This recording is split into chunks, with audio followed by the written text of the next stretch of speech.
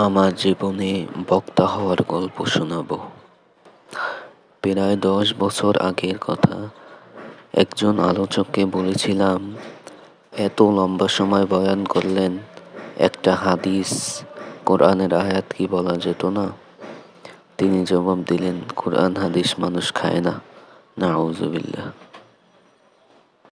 আমি চিন্তা করলাম, কোরআন হাদিস তো সবার জন্যই, অবশ্যই এটা সকলকে গ্রহণ করার মানসিকতা তৈরি করতে হবে। তখন থেকেই সিদ্ধান্ত নিলাম, কোরআন হাদিসের বাহিরে একটি কথাও বলবো না।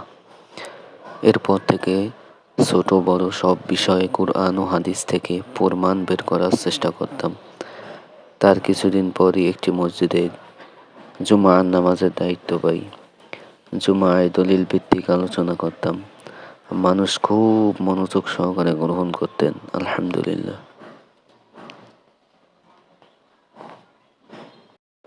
মাঠ পর্যায়ে ওয়াজ করার চিন্তা কোনো কালেই ছিল না।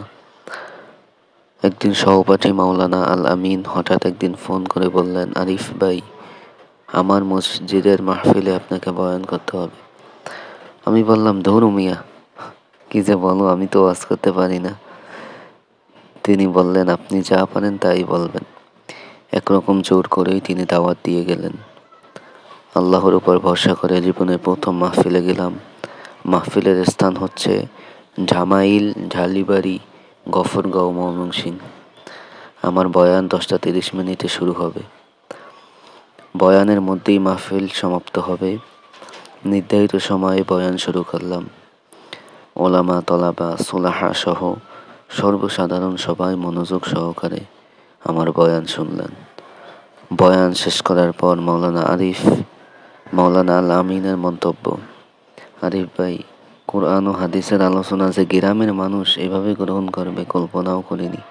টানা 5 বছর এই একই এলাকায় তাদের মাহফিলে বয়ান করেছি, আলহামদুলিল্লাহ।